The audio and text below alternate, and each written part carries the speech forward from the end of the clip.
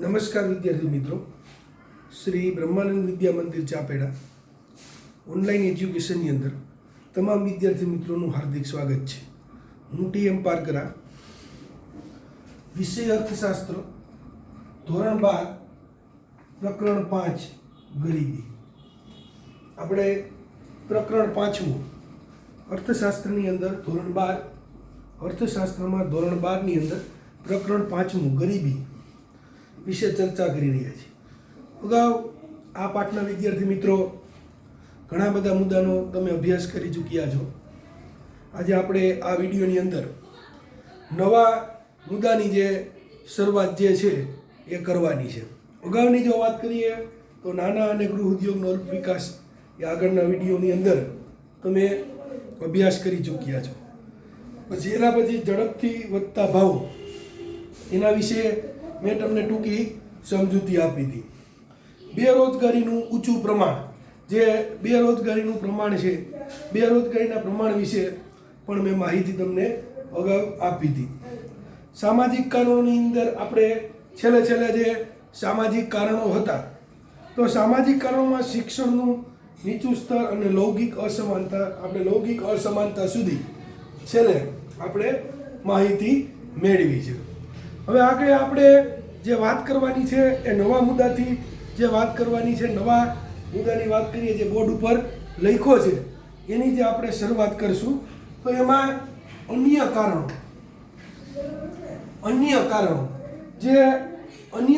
છે એના વિશે જે આપણે આ મુદ્દાની જે અહીંયા જે આપણે ચર્ચા કરવાની છે. તો અન્ય કારણોમાં પહેલો જે મુદ્દો આપણે બોર્ડ ઉપર લખ્યો છે એ પણ જે અહીંયા જોશું તો એમાં યુદ્ધ વિશે દર્શાવવામાં આવ્યું છે, એની આપણે ચર્ચા કરી. એના પણ ઘણા બધા જે મુદ્દાઓ આપણે અહીંયા અભ્યાસમાં લેવાના થતા હોય છે. તો ભારતે આઝાદી બાદ પડોશી દેશની જે વાત કરવામાં આવે તો પાકિસ્તાન અને ચીન સાથે યુદ્ધનો ક્યાંક ને ક્યાંક આપણે કરીએ તો સામનો કર્યો છે. પાકિસ્તાન, ચીન છે તો એની સામે ક્યાંક ને ક્યાંક યુદ્ધનો સામનો આપણે જે પડોશી રાષ્ટ્રો છે એની સાથે જે આઝાદી પછીના જે સમયગાળાની વાત કરવામાં આવે તો આઝાદી પછીના જે સમયગાળામાં આ સ્થિતિમાં આપણે જોવા મળ્યું છે. તો યુદ્ધના સમયમાં દેશમાં અછત ધરાવતા સંસાધનો, તો યુદ્ધના સમયગાળાના સંદર્ભમાં વાત કરીએ તો એ સમયમાં દેશમાં જે અછત ધરાવતા સંસાધનોની વાત કરીએ, જે સંસાધનોની અછત હોય એ અછત ધરાવતા સંસાધનો યુદ્ધ માટે જરૂરી જે શસ્ત્ર સંજામ ઉત્પાદન આયાત પાછળ પણ ખર્ચાય છે. યુદ્ધ થાય તો તમને વિદ્યાર્થી મિત્રો ખબર છે કે ઉત્પાદન માટે જે શસ્ત્ર સંજામના સંસાધનો હોય, જે રાષ્ટ્ર માટે શસ્ત્ર સંજામના સંસાધનોની આવશ્યકતા પડતી હોય, એ ઉત્પાદન આયાત પાછળ જે ખર્ચ થાય યુદ્ધ થાય તો તેની પર ઘણા બધા નાણાંનો જે ખર્ચ થતો હોય છે. આગળ જો વાત કરવામાં આવે કે ત્યારબાદ જીવન જરૂરિયાતની ચીજ વસ્તુઓ, જે વ્યક્તિ જીવન જરૂરિયાતની ચીજ, જે અમુક જે ચીજો આપણે જોઈએ કે રોજબેરોજ એનો વસ્તુનો ઉપયોગ માનવી કરતો હોય છે રોજિંદા જીવનમાં, અથવા તો આપણે કહીએ કે એ ચીજ વસ્તુનો આપણે ઉપયોગ કરતા હોય, જેને આપણે જીવન જરૂરિયાતની ચીજ વસ્તુઓ તરીકે ઓળખવામાં આવતી હોય છે. તો આવી જીવન જરૂરિયાતની ચીજ વસ્તુઓ ઉત્પાદનમાં પણ ઘટાડો ઘણીવાર યુદ્ધને કારણે વિદ્યાર્થી મિત્રો ઘટાડો જોવા મળતો હોય કે જીવન જરૂરિયાતની વસ્તુનો ઘટાડો થાય. યુદ્ધ દરમિયાન ભવિષ્યમાં સર્જનારી ચીજ વસ્તુઓ, કે ભવિષ્યમાં જેની આવશ્યકતા પડે એવી ચીજ વસ્તુઓ, અછતથી બચવા લોકો, અછતને સામનો કરતા અથવા અછતથી બચવા માટે લોકો અનાજ, કપડાં, બળતણ જેવી જીવન જરૂરિયાતની ચીજ વસ્તુઓ સંગ્રહખોરી કરે છે, એટલે એકઠી કરે છે, ભેગી કરે છે, એમ કે પાછી અછતને હિસાબે ક્યાંક એ બજારમાં ઉપલબ્ધ ન હોય, અથવા તો ભાવ વધારો અથવા તો પૈસા વધુ આપીને કદાચ ક્યાંક ખર્ચવી પડતી હોય, જે આવી વસ્તુથી જે લોકોની જે સંગ્રહખોરી, એટલે જે વધુ વસ્તુ લે જેથી કરીને એ વસ્તુ ભેગી કરે છે કે અછત થાય તો પછી ન મળે તો શું થાય. આવા ઘણા બધા પ્રશ્નો જે માનવીના જીવનના હિસાબે એ વસ્તુનું સંગ્રહખોરી પણ વિદ્યાર્થી મિત્રો લોકો કરતા હોય છે. તો આગળ પરિણામે ભાવો પણ ઝડપથી વધે, કે ભાવ જે વસ્તુના આપણે જોઈએ છે ઝડપથી વધતા હોય એવું પણ ઘણીવાર આપણને જોવા મળતું હોય કે સતત ને સતત એમાં ભાવ વૃદ્ધિ ક્યાંક ને ક્યાંક જોવા મળે છે. આમ યુદ્ધને પરિણામે દેશના વિકાસની પ્રક્રિયામાં ઘણું જ પાછળ ધકેલાય છે. દેશની વિકાસની પ્રક્રિયા, રાષ્ટ્રનો જે વિકાસ થવો જોઈએ એ રાષ્ટ્રની વિકાસની પ્રક્રિયા ઘણી બધી છે એમ કે પાછળ અથવા તો ઘણી બધી જે પાછળ ધકેલાઈ જાય છે યુદ્ધ દરમિયાન, એ વિકાસની પ્રક્રિયા ઘણી બધી પાછળ ધકેલાઈ જતી હોય. વારંવાર જો યુદ્ધનો સામનો કરવાનો થાય અથવા તો વારંવાર યુદ્ધ કરવાનો આવે તો ભારતમાં વિકાસલક્ષી ખર્ચમાં પણ કાપ મૂકવામાં આવે કે વારંવાર જો યુદ્ધ થાય તો વિકાસના જે કાર્યો છે, રાષ્ટ્રની અંદર જે વિકાસના કાર્યો થતા હોય એ વિકાસના કાર્યોમાં પણ જે કાપ, એટલે તો વિકાસના કાર્યો ઘણા બધા એની પર કાપ મૂકવામાં આવતો હોય, કારણ કે વારંવાર યુદ્ધને હિસાબે ઘણા બધા નાણાંની એમાં વેડફાઈ જતા હોય છે. એના હિસાબે વિકાસના કાર્યોમાં પણ આપણે આવા જે સમયગાળામાં રાષ્ટ્ર છે એ ક્યાંક ને ક્યાંક કાપ મૂકતો હોય છે. આર્થિક વિકાસ પાછો નીચો જાય, જે આપણે આર્થિક વિકાસ ઝડપથી આગળ વધારવાનો હોય એ આર્થિક વિકાસ પણ એકદમ જે રાષ્ટ્રનો છે અહીંયા એ નીચો જતો હોય છે. અને વધતા ભાવની સમસ્યા પણ ઊભી થાય કે જે ભાવ વધારો આપણે એક મોટી સમસ્યા છે રાષ્ટ્ર માટે. એટલે બધા રાષ્ટ્રની અંદર એવી ઘણીવાર આવી સ્થિતિ હોય તો એના હિસાબે ભાવ વધારો, આપણે અમુક જે ચીજ વસ્તુઓ હોય અથવા તો રોજિંદા જીવન જરૂરિયાતની જે ચીજ વસ્તુઓ હોય એ મોંઘી થાય, એનો ભાવ વધે, આવું અર્થતંત્રમાં ઘણીવાર તે યુદ્ધના હિસાબે જોવા આપણને મળતું હોય છે. એમ એવું કે ભાવ વધારાની સમસ્યા પણ સામે પાછી જે નાગરિકોને સહન કરવી પડતી હોય છે અને પરિણામે ગરીબીની અંદર જે વધારો થાય છે, એ ગરીબી છે એ સતત ને સતત પાછી વધે છે. તો આવા જે અન્ય કારણની અંદર યુદ્ધની અંદર જો આવી પરિસ્થિતિ થાય તો રાષ્ટ્રની અંદર એમ કહે કે એ ગરીબી છે એ વધતી જોવા ક્યાંક ને ક્યાંક મળતી હોય છે.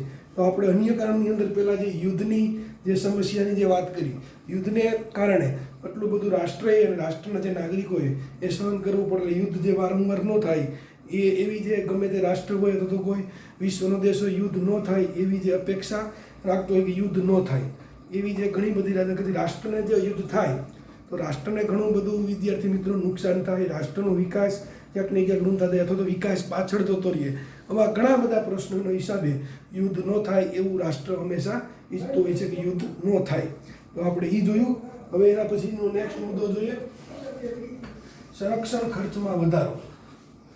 સંરક્ષણ ખર્ચમાં વધારો આપણે જોયું છે કે કોઈ પણ રાષ્ટ્ર યુદ્ધ ન થાય એવું ઈચ્છતું હોય છે કે યુદ્ધથી કઈ રીતે યુદ્ધને ટાળી શકાય, યુદ્ધ ન થાય એવા માટે રાષ્ટ્ર હંમેશા અપેક્ષા રાખતો હોય. તો હવે સંરક્ષણ ખર્ચમાં વધારો, અન્ય જે કારણોની અંદર સંરક્ષણ ખર્ચમાં જોઈએ તો કે વારંવાર થયેલા યુદ્ધના કારણે દેશની સંરક્ષણ બાબતમાં વધુ ગંભીર બાબત બની હતી કે વારંવાર જે યુદ્ધ થાય તો દેશની સંરક્ષણ બાબત ઉપર એક જો નજર કરવામાં આવે, સંરક્ષણ બાબત ઉપર જો એક ધ્યાન આવે તો ઘણી ગંભીર બાબત હતી. તેથી દેશના સંરક્ષણ વ્યવસ્થા મજબૂત બનાવવા આધુનિક મિસાઇલો, જે આપણી રાષ્ટ્રની જે સંરક્ષણ જે સમસ્યા અથવા સંરક્ષણ વ્યવસ્થા જે આપણે કહી, તો સંરક્ષણ વ્યવસ્થા વધુ મજબૂત બને, વધુ જે સારી બને એના માટે મજબૂત બને, સંરક્ષણ વ્યવસ્થા એકદમ મજબૂત બને એવા માટે આધુનિક મિસાઇલો, લડાકુ વિમાનો, ટેન્કો, સબમરીન વગેરે પાછળ ખર્ચમાં સતત વધારો કરવો પડે છે. જેથી આ બધા પાછળ જો ખર્ચ કરે તો આપણી સંરક્ષણ જે વ્યવસ્થા અથવા તો સંરક્ષણ વ્યવસ્થા એકદમ આપણે મજબૂત બનાવી શકે. તો આની પાસેથી નાણાંનો ખર્ચ પણ કરવો પડે તો આ સંરક્ષણ જે વ્યવસ્થા છે એ રાષ્ટ્રની એકદમ જે છે એ મજબૂત બનતી હોય છે. આગળ જોઈએ તો કે વર્તમાન સમયની સંદર્ભની વાત કરવામાં આવે, વર્તમાન સમયમાં જે સમયગાળાના ધ્યાનમાં લઈને જો આપણે ચાલીએ તો વર્તમાન સમયમાં જે આપણે આતંકવાદી જેવી સમસ્યાનો પણ સામનો કરવો પડતો હોય છે. ઘણીવાર આતંકવાદ જેવી સમસ્યાનો રાષ્ટ્રએ સામનો કરવો પડે અને સંરક્ષણ વ્યવસ્થામાં ખાસ સુવિધા પાછળ ખર્ચ પણ વધ્યો છે, કારણ કે ખાસ સુવિધાઓ જે અતિ આધુનિક જે સુવિધાઓ પાછળ જે રાષ્ટ્રને જે ખર્ચ કરવો પડે, જેથી એ સુવિધા જે સંરક્ષણ સુવિધા વધુ મજબૂત બને એવા જે રાષ્ટ્ર એની પાછળ જે ખર્ચ કરતું હોય છે. સંરક્ષણ પાછળ થતો આ જે પ્રકારનો ખર્ચ એ બિન વિકાસલક્ષીઓ પુરાવે કે આ પ્રકારનો એક સંરક્ષણ વ્યવસ્થા મજબૂત બને પણ એને આપણે બિન વિકાસલક્ષી ખર્ચની અંદર પણ જોવામાં આવે છે. તો આ પ્રકારના ખર્ચને બિન વિકાસલક્ષી ખર્ચ કહેવામાં આવે છે. સંરક્ષણ મજબૂત બને પણ એ બિન વિકાસલક્ષી ખર્ચ કહેવાય. સંરક્ષણ 100% એની અંદર મજબૂત બનતું હોય છે, પણ તેમાં જેટલો વધારો થાય તેટલો આર્થિક વિકાસના ખર્ચમાં પાછો ઘટાડો થાય. સંરક્ષણ ખર્ચની અંદર જેટલો આપણે વધારો કરી, જેટલો રાષ્ટ્ર વધારો કરે, કારણ કે મજબૂત બનાવવા માટે રાષ્ટ્ર એમાં વધારો પણ કરવો પડે, એટલો વધારો કરે એટલો જ આપણે વિકાસના ખર્ચમાં પાછો રાષ્ટ્રની અંદર જે વિકાસના કાર્યો હોય એ વિકાસના ખર્ચમાં અહીંયાથી આપણે ઘટાડો કરવો પડતો હોય છે. આ પ્રકારે અર્થતંત્રમાં આખી વ્યવસ્થા જે ચાલતી હોય છે એ પ્રમાણે જે વિકાસના ખર્ચમાં અહીંયાથી ઘટાડો થાય છે. તો આર્થિક વિકાસ મંદ પડે, ધીમો પડે, આવું ઘણીવાર આપણે જોતા હોય કે આર્થિક વિકાસની અંદર ક્યાંક ને ક્યાંક મન ધીમો પડે અને ગરીબીનું પ્રમાણ પણ ક્યાંક ને ક્યાંક ઊંચું રહેતું હોય છે. ગરીબીનું જે પ્રમાણ છે રાષ્ટ્રની અંદર, ગરીબીનું પ્રમાણ એ સંરક્ષણ પાસે ખર્ચની હિસાબે ક્યાંક ને ક્યાંક વધારે જોવા મળે. તો આપણે અન્ય કારણની અંદર સંરક્ષણ જે ખર્ચમાં વધારો કરવો પડે, જે આવશ્યકતાઓ અહીંયા વધારો કરવો પડે, એની અસરો પણ જે અર્થતંત્રમાં ઘણી બધી જોવા મળતી હોય છે. એના વિશે મેં તમને સમજાવ્યું. બે મુદ્દા, ત્રીજો આપણે અન્ય કારણની અંદર ત્રીજો મુદ્દો આપણે જે બોર્ડ ઉપર લખ્યો છે એ ત્રીજા મુદ્દાનો વિદ્યાર્થી મિત્રો આપણે અભ્યાસ કરીએ. ખામીયુક્ત નીતિઓ. ખામીયુક્ત નીતિઓ જે આપણે અન્ય કારણની અંદર ત્રીજો મુદ્દો છે એ આપણે એની જે વિગતવાર ચર્ચા કરીએ. તો ભારતની અંદર જો વાત કરવામાં આવે તો ભારતમાં ઝડપી આર્થિક વિકાસ માટે આયોજન હેઠળ બીજી પંચવર્ષીય યોજનાની જો વાત કરવામાં આવે અથવા તો તે બીજી પંચવર્ષીય યોજનાનો જો આપણે ઉલ્લેખ કરવામાં આવે તો બીજી પંચવર્ષીય યોજનાઓમાં પાયાના ભારે ઉદ્યોગ ઉપર મહત્વ આપવામાં આવ્યું છે. પાયાના અને જે ભારે ઉદ્યોગ છે એની ઉપર ખાસ એમ કહે છે કે મહત્વ આપવામાં આવ્યું છે.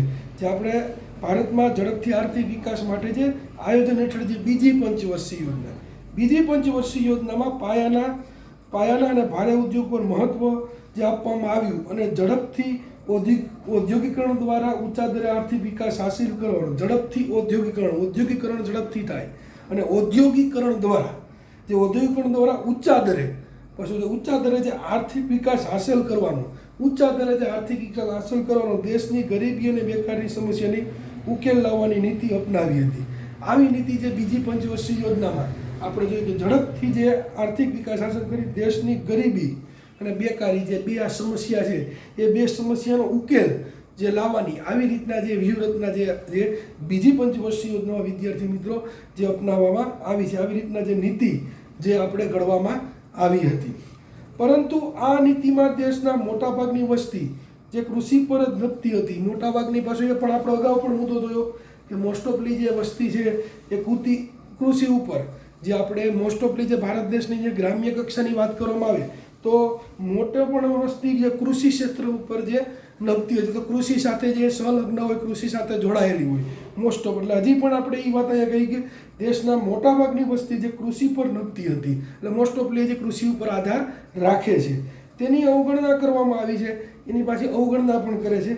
દેશમાં મોટાભાગની વસ્તી રોજગારી આવક પૂરી પાડવા માટે ખેતી તેમજ નાના ગૃહ ઉદ્યોગને ઓછા વિકાસને કારણે લોકોમાં આવક નીચી રહી છે.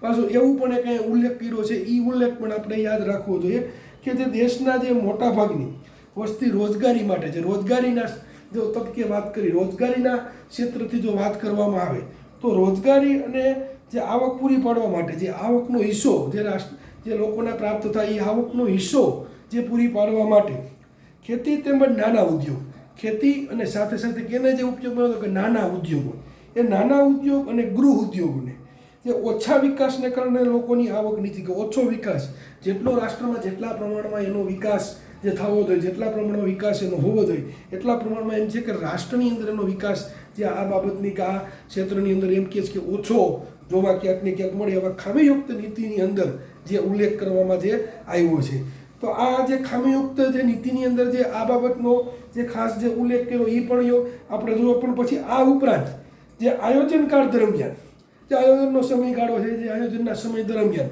અથવા આયોજનકાળ દરમિયાન ગરીબી અને બેકારી નિવારણ માટે, ગરીબી અને બેકારી આ બેનું જે નિવારણ થાય, એનો જે પ્રશ્ન સોલ્વ થાય એ નિવારણ માટે જે વિવિધ યોજનાઓ શરૂ કરવામાં આવી, અલગ અલગ જે યોજનાઓ જેનું નિવારણ કરવા માટે જે શરૂ કરવામાં આવી, તેને વારંવાર બદલાતી સરકારને કારણે, કે વારંવાર જે પાછી સરકાર બદલાય એ સરકારને કારણે સાતત્ય અને સંકલનનો અભાવ પણ થયો. કે વારંવાર આપણે જે રાષ્ટ્રની અંદર જે સરકારો બદલાતી હોય એના હિસાબે જે સંકલનનો, સાતત્ય અને સંકલન, આ બે વસ્તુનો, સાતત્ય અને સંકલન, આ બે વસ્તુનો અભાવ સ્પષ્ટપણે જે ખામીયુક્ત જે નીતિની અંદર જે આપણને જોવા મળે કે વારંવાર સરકાર બદલાય એટલે એના નીતિ નિયમો, જે વ્યક્તિ બદલાય એટલે જે એની નીતિઓ ઘણી બધો ડિફરન્સ વિદ્યાર્થી મિત્રો એમાં જોવા મળતો હોય છે. તો એ સરકાર બદલાવાને કારણે પરિણામે આ યોજના દ્વારા લક્ષ્યાંક મુજબ જે ગરીબી ઘટાડી શક્યો નહીં. જે લક્ષ્યાંક હતો કે જે આપણે આ પ્રમાણમાં ગરીબી અને બેકારીની અંદર ઘટાડો કરી શકીએ, આ પ્રમાણમાં આપણે ગરીબી અને બેકારીનું નિવારણ કરી શકીએ, એ જે આ ખામીયુક્ત નીતિ અંદર એવું કહે કે લક્ષ્યાંક મુજબ અને સંકલન અને સાતત્યના અભાવને કારણે અને સરકાર જે વારંવાર બદલાય એને કારણે જે પરિણામે આ યોજના દ્વારા લક્ષ્યાંક મુજબ જે ગરીબીની અંદર ઘટાડો થવો જોઈએ એ આપણને જે ખામીયુક્ત નીતિઓમાં જોવા મળતો નથી. તો આજે આપણે ખામીયુક્ત નીતિઓની જે વાત કરી,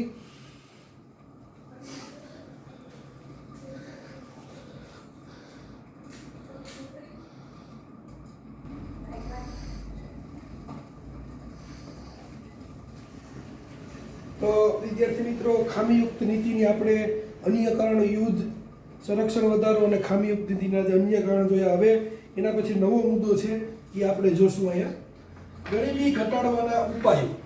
ગરીબી ઘટાડવાના ઉપાયો. કેટલા અભ્યાસક્રમની અંદર વિદ્યાર્થી મિત્રો અહીંયા ગરીબી ઘટાડવા માટેના ઉપાયો આપ્યા છે. કે તમામ ઉપાયોનો આપણે વિગતવાર અહીંયા જે વિડીયોની અંદર ચર્ચા કરવાની છે. તો ગરીબી ઘટાડવાના ઉપાયોમાં ભારતમાં આયોજન કાળ દરમિયાન ગરીબી ઘટાડવાના ઉપાયો જે આપણે નીચે પ્રમાણે જે અહીંયા બોર્ડમાં લખ્યા છે, નીચે પ્રમાણે તમામ ઉપાયોનો આપણે વિગતવાર એક પછી એક વારા પરથી તમામ ઉપાયોનો આપણે એનો અભ્યાસ કરવાનો છે. તો પ્રથમ જે ગરીબી ઘટાડવાના ઉપાયોની જો આપણે ખાસ કરી અને જો ચર્ચા કરવામાં આવે, જો એની આપણે માહિતી મેળવીએ, તો પ્રથમ જે ગરીબી ઘટાડવાના ઉપાયો આપણે બોર્ડ ઉપર જે લખેલો છે, ખેતી ક્ષેત્રે શ્રમિકની ઉત્પાદકતા વધારવી. ખેતી ક્ષેત્રે શ્રમિકોની ઉત્પાદકતા વધારવી, જે આ પ્રથમ ગરીબી ઘટાડવાનો ઉપાય છે. કે ખેતી ક્ષેત્રની અંદર, ખેતીની અંદર, કૃષિની અંદર જે શ્રમિકોની ઉત્પાદકતા કેમ વધે, કેવી રીતના શ્રમિકોની ઉત્પાદકતામાં વધારો થઈ શકે. તો આપણે ખેતી ક્ષેત્રની જો ખાસ કરીને વાત કરવામાં આવે તો ખેતી ક્ષેત્રે શ્રમિકોમાં ઉત્પાદકતા વધારવી, તેમની આવકો વધારવી અને ગરીબી ઘટાડી શકાય છે. આ રીતે ક્રમબદ્ધ જે આપણે આની અંદર સુધારો જે આપણે કરી શકતા હોય. સૌ પ્રથમ જે ઉત્પાદકતા વધારી, તેમની આવકો વધારી શકી, આવકો વધારી અને ગરીબીમાં વિદ્યાર્થી મિત્રો એ ઘટાડો કરી શકાતો હોય છે. તો આ માટે ખેડૂતોને જાહેર કાર્યક્રમો દ્વારા સુધારેલી ટેકનોલોજી, જે કૃષિ ક્ષેત્રે સુધારેલી ટેકનોલોજી પૂરતા પ્રમાણમાં અને સસ્તા દરે કૃષિ નિપજો અને સુધારેલા માળખાકીય સેવાઓ, જે માળખાકીય સુવિધાઓ હોય, જે સુધારેલી જે માળખાકીય સુવિધાઓ હોય અને ઉત્પાદન માટે પૂરતા ભાવો, ઉત્પાદન થાય અને જે પૂરતા પ્રમાણમાં ભાવો અને બજારો, કૃષિ સંસાધનની માહિતી પહોંચાડવાના પ્રયાસો કરવા જોઈએ. આટલી બધી જે આપણે જો સુવિધાની અંદર ફેરફાર કરીએ તો ખેતી ક્ષેત્રે જે ઉત્પાદકતા આપણે વધારો મેળવી શકીએ. તો આવા પ્રયાસો સૌ પ્રથમ જે અર્થતંત્રમાં કરવા પડે, એનું માળખાકીય સુધારો લાવવો પડે, ટેકનોલોજીકલ સુધારો જે કૃષિ ક્ષેત્રે લાવવો પડે, નિપજોની અંદર લાવવો પડે, જે કૃષિ ઉત્પાદકમાં પૂરતા ભાવો મળે, બજારો, આ તમામ પ્રકારે જે માળખાકીય સુવિધા દ્વારા આપણે ખેતી ક્ષેત્રની જે શ્રમિકોની જે ઉત્પાદકતા છે એ શ્રમિકોની ઉત્પાદકતામાં વિદ્યાર્થી મિત્રો એ આપણે વધારો કરી શકતા હોય છે. તો પહેલું આપણે જે ગરીબી ઘટાડવાના કારણમાં જે મુદ્દો જોયો, હવે આપણે ગરીબી ઘટાડવાના કારણમાં બીજા મુદ્દાની જો આપણે ચર્ચા કરીએ તો એ બોર્ડ ઉપર લખ્યો બીજા મુદ્દાનો વિદ્યાર્થી મિત્રો આપણે અભ્યાસ કરીએ છીએ. તો બીજા મુદ્દો છે આપણે બોર્ડ ઉપર લખ્યો છે નાના પાયાના ઉદ્યોગોનો વિકાસ. નાના પાયાના ઉદ્યોગોનો વિકાસ જે બીજો મુદ્દો આજે બોર્ડ ઉપર જે આપ્યો, એની આપણે જે ગરીબી ઘટાડવાના જે આપણે ઉપાયો સમજીએ છીએ, બીજા મુદ્દાની આપણે ચર્ચા કરી લઈએ. તો ભારતમાં જો ખાસ કરીને વાત કરવામાં આવે તો ભારતમાં કુલ રાષ્ટ્રીય ઉત્પાદનની સંદર્ભમાં વાત કરવામાં આવે તો કુલ રાષ્ટ્રીય ઉત્પાદન અને કુલ રોજગારીના નાના અને ગૃહ ઉદ્યોગનો ફાળો જોઈએ તો ક્યાંક મોટો છે. જે રોજગારીમાં અને ગૃહ ઉદ્યોગની હિસાબે જોઈએ તો મોટો ક્યાંક ફાળો જોવા મળે. અને નાના અને ગૃહ ઉદ્યોગના સંદર્ભની વાત કરી પણ તમે લખો નાના અને ગૃહ ઉદ્યોગમાં.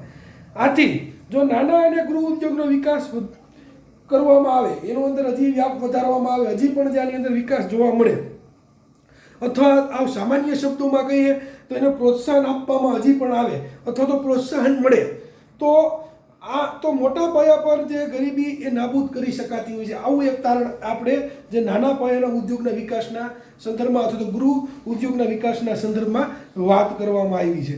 ગૃહ ઉદ્યોગનો વિકાસ કરવામાં હજી પણ આવે, વિકાસ છે પણ હજી પણ જો એવી ક્યાંક સુવિધાઓ વધારી અને એનો વિકાસ થાય અને આવે તો મોટા પાયા પર જે ગરીબી છે આપણા રાષ્ટ્રની અંદર જે ગરીબીની જે સમસ્યા છે એ ગરીબીની સમસ્યા હજી પણ હળવી અથવા તો હજી પણ એમાંથી થોડીક નાબૂદ થઈ શકતી હોય છે. એટલે નાના પાયાના ઉદ્યોગનો વિકાસ કરવો એ ગરીબી ઘટાડવાના કારણમાં બીજો મુદ્દો આપણે વિદ્યાર્થી મિત્રો જે અભ્યાસની અંદર જોયો છે. હવે એના પછીના મુદ્દાની જે આપણે જે ગરીબી ઘટાડવાના અંદર વાત કરીએ, અસંગઠિત ક્ષેત્રનો વિકાસ. અસંગઠિત ક્ષેત્રનો વિકાસ. હવે અસંગઠિત ક્ષેત્રનો વિકાસ આપણે જે રાષ્ટ્રની અંદર જે ગરીબી ઘટાડવાના ઉપાયોના સંદર્ભમાં આપણે ચર્ચા કરીએ છીએ. તો અસંગઠિત ક્ષેત્રની જો વાત કરવામાં આવે તો અસંગઠિત ક્ષેત્રમાં શાકભાજી વેચનાર, બાંધકામ ક્ષેત્રનો મજૂરો, ખેત મજૂરો, હાથલારી ચલાવનાર વ્યક્તિઓ તો હાથલારી ચલાવતા વ્યક્તિઓ વગેરેનો સમાવેશ જે છે એમ કે અસંગઠિત ક્ષેત્રના વિકાસની જે મુદ્દાની અંદર કરવામાં આવ્યો છે. આવા કામદારોની સ્થિતિ સુધારવા, જે નાણાકીય સ્થિતિની વાત છે, એ નાણાકીય સ્થિતિ જે સુધારવા માટે રાષ્ટ્રીય આયોગ દ્વારા કામની પરિસ્થિતિની નક્કી કરવી. જે રાષ્ટ્રીય આયોગના સંદર્ભમાં વાત કરીએ, રાષ્ટ્રીય જે આયોગ દ્વારા કામની પરિસ્થિતિ, જે કામ કરવાની જે પરિસ્થિતિ, એ પરિસ્થિતિ નક્કી કરવી. જીવન વીમા, સ્વાસ્થ્ય, જે પોતાના સ્વાસ્થ્યનું જે ધ્યાન, જીવન વીમા, સ્વાસ્થ્ય તેમજ વૃદ્ધાવસ્થામાં જે પેન્શન જેવી સામાજિક સુરક્ષા પૂરી પાડે. વૃદ્ધાશ્રમ જે વૃદ્ધાવસ્થા થઈ જાય, ઉંમર મોટી થઈ જાય તો એવી જે પેન્શન જેવી સામાજિક, જે સમાજને સુરક્ષા પડે એવી સમાજને એવી પેન્શન જેવી સુરક્ષા પૂરી પાડવા માટે ભલામણ પણ કરી છે. વારંવાર એવી ભલામણ કરાય કે આના ઉપર જે અસંગઠિત ક્ષેત્રનો છે એની ઉપર ખાસ ધ્યાન દેવામાં આવે. આ ઉપરાંત નાના અને સીમાંત ખેડૂતોની વાત કરીએ છીએ. નાના અને સીમાંત ખેડૂતો માટે પાણીની વ્યવસ્થા, ધિરાણની સગવડોની પણ ભલામણ કરવામાં આવી. તો આ અસંગઠિત ક્ષેત્રનો જે વિકાસ થાય એવા સંદર્ભમાં આવી જે તમામ પ્રકારની જે આવશ્યકતા હોય, તમામ પ્રકારની જે જરૂરિયાત જે આ સંગઠિત ક્ષેત્રને પડતી હોય એવી ભલામણો વારંવાર જે પણ કરવામાં આવી છે. એટલે ગરીબીના ઉપાયો આની ઘટાડવાના, ગરીબી ઘટાડવાના ઉપાયો આવી પણ જે બાબતોનો વિદ્યાર્થી મિત્રો જે આની પર સંલગ્ન રાખી અને વધુ પ્રમાણમાં ગરીબી આપણે ઘટાડી શકીએ, ગરીબી ઓછી થઈ જાય, ગરીબીનો ઘટાડો થાય, એકદમ ગરીબી ઓછી થાય, રાષ્ટ્ર વ્યવસ્થિત રીતે આગળ વધે એવા તમામ પ્રકારના રાષ્ટ્રીય લેવલે જેવા જે આપણે ભલામણો જે કરવામાં આવતી હોય છે. તો હવે એના પછી નેક્સ્ટ બીજો મુદ્દો છે, એની પણ જે આપણે ખાસ કરી અને જે માહિતી અહીંયા મેળવી લઈએ. તો યોગ્ય કર નીતિનો ઉપયોગ. યોગ્ય કર નીતિનો ઉપયોગ. યોગ્ય રીતે એમ કહે છે કે કર નીતિનો ઉપયોગ કરવામાં આવે, યોગ્ય રીતે જે કર નીતિ થાય એ સંદર્ભમાં જે મુદ્દાની ચર્ચા કરીએ. તો અર્થતંત્રના સંદર્ભમાં વાત કરીએ તો અર્થતંત્રમાં આવકની અસમાનતા, આ મુદ્દો તમે હવે બધા વિદ્યાર્થી મિત્રો પરિચિત જ હોય કે આવકની અસમાનતા વારંવાર આ શબ્દ આપણે આ પાઠમાં ઘણી વાર આવ્યો હોય છે. આગળના મુદ્દાના આપણે જે વાર અભ્યાસ કરી એની અંદર પણ એમ આ મુદ્દો આવતો હશે એટલે તમે બરાબર આ શબ્દથી પરિચિત છો. ને ઘણી બધી જગ્યાએ હજી પણ જે આવકની અસમાનતા શબ્દનો તમારી સાથે, એટલે અમુક જે વિષયની સંદર્ભમાં જે આપણે વાત કરવામાં આવે, અમુક શબ્દ જે કોમન વિદ્યાર્થી મિત્રો હોય છે જે વારંવાર તમારે અભ્યાસમાં વારંવાર એ શબ્દનો ઉપયોગ કરે, તો એવા શબ્દોનું પણ ખાસ એક માહિતી માટે કહું કે એ ધ્યાન રાખવું, જેથી તમને એ વારંવાર, જેવી કે આવકની અસમાનતા એ તમારે સમજવું જ પડે કે વારંવાર એનો ઉપયોગમાં આવે તો એ તમને ખ્યાલ છે. તો અર્થતંત્રમાં આવકની અસમાનતા અને ગરીબી ઘટે, જેટલી પ્રમાણમાં ગરીબીની અંદર ઘટાડો થાય અથવા તો ગરીબી ઘટે તે રીતે આવકની પુનઃવહેંચણી માટે, જે આવકની પુનઃવહેંચણી માટે સરકાર દ્વારા કર નીતિનો ઉપયોગ કરવામાં આવે. સરકાર દ્વારા અથવા તો સરકારના જે લેવલે જે કર નીતિનો ઉપયોગ કરવામાં આવે એ ઉપયોગ કરવામાં આવે છે. ધનિક વર્ગ કે જેમની કર ભરવાની શક્તિ જે વધારે છે, ધનિક વર્ગ જે પૈસાદાર, જે નાણું એની પાસે વધારે છે એવો ધનિક વર્ગ, જેમની કર ભરવાની શક્તિ વધારે, કારણ કે એની પાસે નાણું વધારે પ્રમાણમાં છે એટલે એ કર ભરવાની શક્તિ નાણાંના સંદર્ભમાં આર્થિક રીતે સારી હોય એ સંદર્ભમાં જે આપણે વિદ્યાર્થી મિત્રો અહીંયા જે પાઠ્યપુસ્તક અનુસાર વાત કરવામાં આવે છે, તેમની પાસે વધુ કર વસૂલવામાં આવે તો આવે અને ગરીબ વર્ગ પાસે ઓછો કર ભરવો પડે એવી કર રાહતો આપવામાં આવે છે. પણ જેના પરિણામે ગરીબીની આર્થિક સામાજિક સ્થિતિમાં પણ સુધારો થાય. એમ કે છે કે ધનિકો પાસે વધારે અને ગરીબી પાસે જે ઓછો કર લેવામાં આવે. જેથી એમ કહે છે કે એને ગરીબોની આર્થિક સામાજિક સ્થિતિ સુધારા. આપણે કોઈ એમાં ભેદભાવ નીતિની કે એની વાત નથી કરતા, ધનિક ગરીબ વચ્ચેની ભેદભાવ નીતિ નહીં, પણ સામાજિક સ્થિતિ, આર્થિક સામાજિક સ્થિતિ સુધારવાના સંદર્ભે વાત કરી. એ મુદ્દો પણ પાછો વ્યવસ્થિત આપણે સમજવો પડે. એમાં કોઈ ભેદભાવ નીતિની વાત નથી. એટલે આર્થિક સામાજિક સ્થિતિમાં સુધારો થાય અને આવકની અસમાનતા અને ગરીબી ઘટે. આપણે જે તમે વારંવાર કે આવકની અસમાનતા કે ધનિકના ભાગે વધારે પ્રમાણમાં હિસ્સો જાય, ગરીબના ભાગે ઓછો હિસ્સો આવે, તો એ આવકની અસમાનતા ઘટાડવા માટે થઈ એક આવું જે કીધું કે યોગ્ય કર નીતિનો ઉપયોગ રાષ્ટ્રની અંદર કરવામાં આવે. યોગ્ય જો કર નીતિનો ઉપયોગ કરવામાં આવે તો એમ કે થોડાક અંશે એમ કે આવકની અસમાનતા આપણે શબ્દ સાંભળીએ છીએ એનો આપણે અર્થ સમજીએ, એ આવકની અસમાનતા ઓછી થાય એવા માટે થઈ એમ કે ગરીબ વર્ગ પાસે ઓછો કર ભરવો પડે એવી કર રાહતો આપવામાં આવે, એવી એક માગણી કરે કે કર રાહતો એવી આપવામાં આવે. તો કર નીતિ તો આપણે રાષ્ટ્રીય જે સરકારે જે અલગ અલગ રીતે ઘડતી હોય એના જે નિષ્ણાંતો દ્વારા જ વિદ્યાર્થી મિત્રો ઘડવામાં આવતી હોય એ તમને ખબર છે. આ તો આપણે અપેક્ષા જે ગરીબી ઘટાડવાના ઉપાયો માટે એક એવો પ્રસ્તાવ ખાલી મૂકી શકીએ કે આવી પણ જે આવકની અસમાનતા માટે જે આપણે પાઠ્યપુસ્તકમાં આ પ્રસ્તાવ આપ્યો છે એ પ્રમાણે આપણે મૂકી શકીએ કે ગરીબ વર્ગને ઓછો કર ભરવો પડે. હવે પ્રસ્તાવ વાત કરે છે એ કે અહીંયા વ્યક્તિ પ્રસ્તાવ જે આપણે પાઠ્યપુસ્તકમાં આપવામાં આવ્યો છે. કારણ કે ગરીબ વર્ગને ઓછો અપાવે તેમની પાસે વધુ કર વસૂલવામાં આવે. એમ કહે છે કે ધનિક જે છે, ધનિક વર્ગની જે કર ભરવાની શક્તિ વધારે તેની પાસે વધુ કર વસૂલવામાં આવે અને ગરીબ વર્ગ પાસે ઓછો કર વસૂલવો પડે એવી કર રાહતો આપવામાં આવે છે. એવી આવે જેના પરિણામે ગરીબોની આર્થિક સમસ્યામાં સ્થિતિમાં થાય છે, આવકની અસમાનતા ઘટે છે. આપણે અલગ અલગ ટેક્સ ભરીએ, આપણે અમુક જે રકમ પછી વધારે ટેક્સ હોય એવા ઘણીવાર તમે મુદ્દા સાંભળ્યા હોય, અમુક જે હોય તો એના પછી હોય. આપણે ધિરાણની પણ વાત કરવામાં આવી હતી, તો ધિરાણની અંદર તમને પણ ઘણીવાર વિદ્યાર્થી મિત્રો ખ્યાલ હતો કે અલગ અલગ ધિરાણના દરો રાખવામાં આવ્યા છે.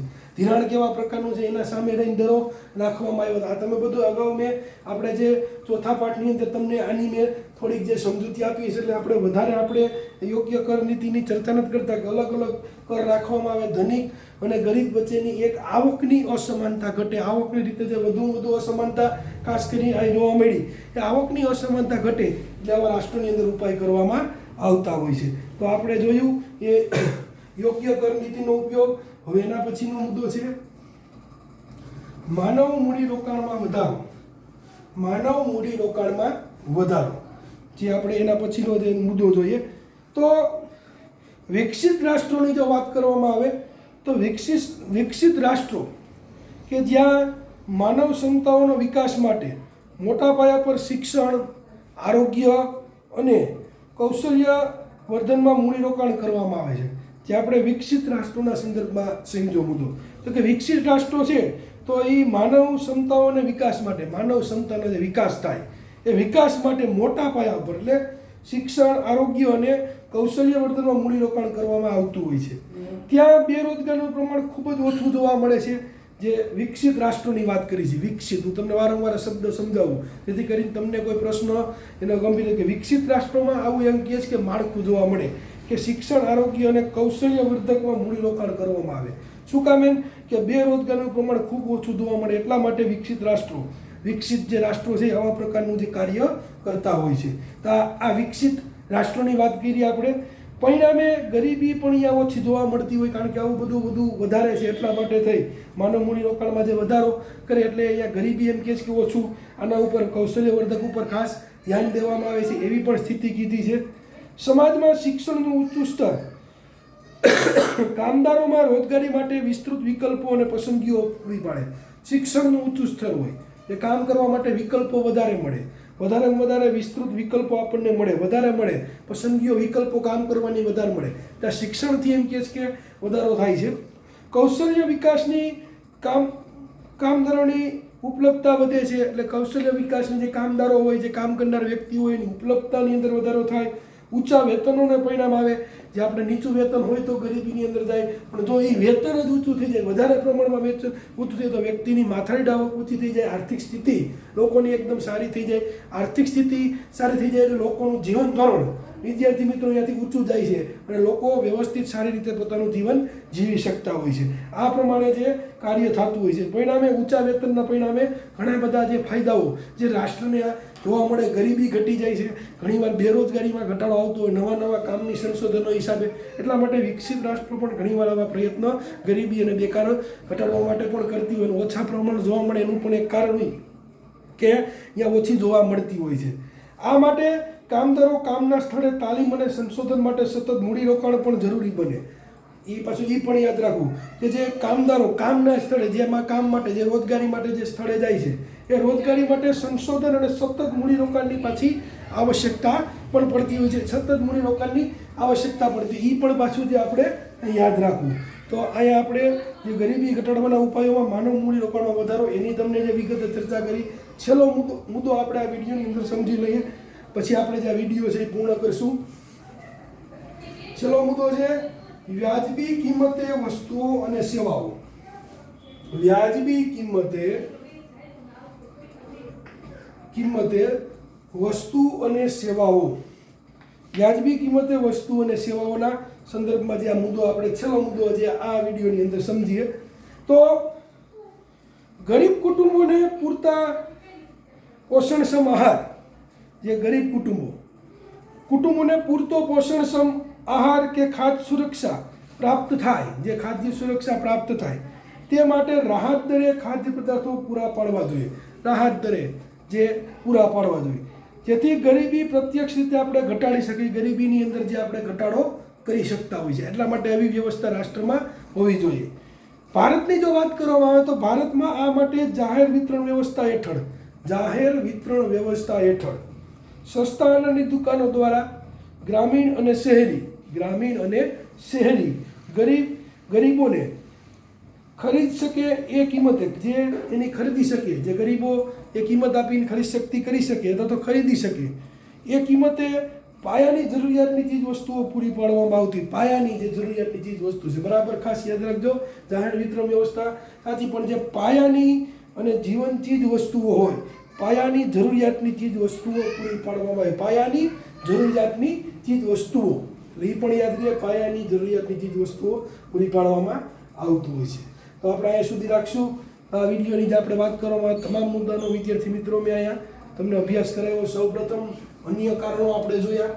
અન્ય કારણોની અંદર યુદ્ધની વાત કરી, યુદ્ધની અંદર સંરક્ષણ ખર્ચમાં વધારો એની પણ મેં તમને ચર્ચા કરવામાં આવી, એની પણ ચર્ચા કરી કે સંરક્ષણની અંદર કઈ કઈ રીતના આવતું હોય. પછી ખામીયુક્ત નીતિઓ જે છે એની પણ આપણે થોડી ઘણી વિગતવાર ચર્ચા કરી. પછી ગરીબી ઘટાડવાના ઉપાયો, જે આપણે તમામ જે ઉપાયો આપણે ગરીબી ઘટાડવાના હમણાં સમજ્યા. ગરીબી ઘટાડવાના ઉપાયમાં ખેતી અને શ્રમિકની ઉત્પાદકતા વધારવી એની તમને વિગતવાર મેં ચર્ચા કરાવી. નાના પાયાના ઉદ્યોગનો વિકાસ થાય તો શું ફાયદા થાય એની પણ તમને વિદ્યાર્થી મિત્રો ચર્ચા કરાવી. પછી અસંગઠિત ક્ષેત્રનો વિકાસ કરવો એની અંદર તમને વિગતવાર ચર્ચા કરાવી. યોગ્ય કરનીતિ ઘડવાનો ઉપયોગ, કરનીતિનો એની પણ તમને માહિતીની આપી. માનવ મૂડીરોકાણમાં વધારો એની પણ મેં તમને માહિતી આપી. વ્યાજબી કિંમતે વસ્તુ અને સેવાઓ જે છે એની પણ મેં તમને જે વ્યાજબી કિંમતે વસ્તુ અને સેવાઓની એની પણ જે ચર્ચા મેં તમને અહીંયા કરી.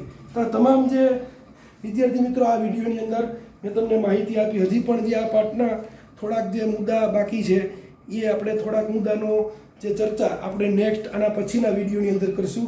જે આપણે થોડાક મુદ્દા હજી પણ આ પાઠના બાકી છે એની નેક્સ્ટ વિડીયોની અંદર ચર્ચા કરવામાં આવશે.